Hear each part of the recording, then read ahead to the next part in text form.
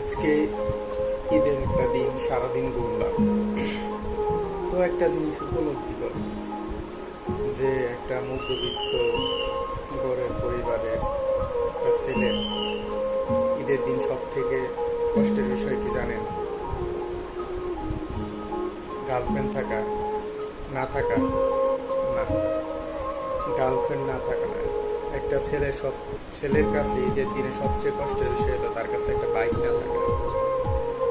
একটা বাইক না থাকলে একটা ছেলে যে কি পরিমাণ একা একা লাগে বা ঈদের দিনে কি বোরিং চায়, এটা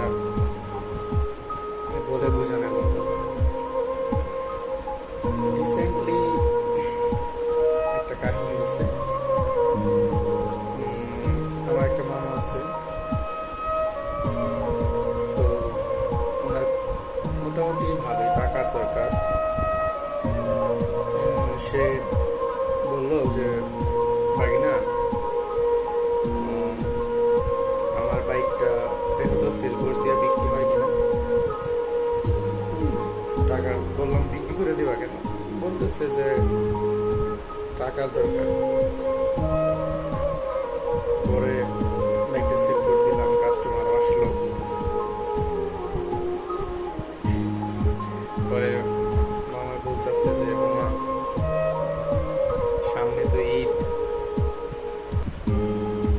সামনে ঈদ, বাইক ছাড়া কেমন থাকবে? বিক্রি করবে, থাকা বিক্রি করা লাগবে।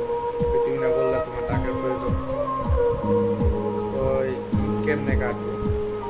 তো ওই জায়গা থেকে বুঝলাম যে একটা ছেলে মানুষের কাছে বাইক কতটা ইম্পর্টেন্ট বা কতটা আবেগের, কত মানে এইসব কাহিনী শুনলে বোঝা যায় যে একটা ছেলের কাছে বাইক কতটা আবেগের ব্যাপার।